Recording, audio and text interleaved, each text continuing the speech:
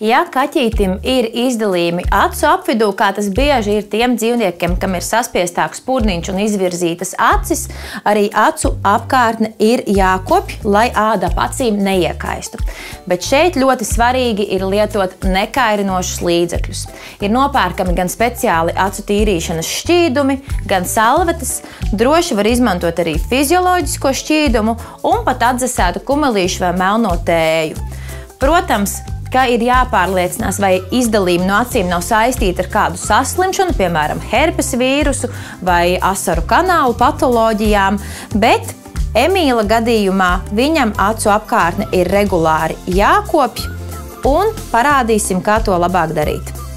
Emīla acu apvidu sakopsim ar fizioloģisko šķīdumu, samitrinot vates tamponu un saudzīgi iztīram sakrājušos netīrumus un pasargājam no tā, ka acu apvidus iekaisīs.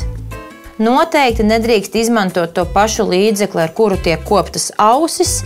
Nekādā gadījumā nedrīkst izmantot ūdeņraža pārskābi, kas paredzēta brūču apkopšanai, tikai saudzējoši un šim nolūkam paredzēti līdzekļi.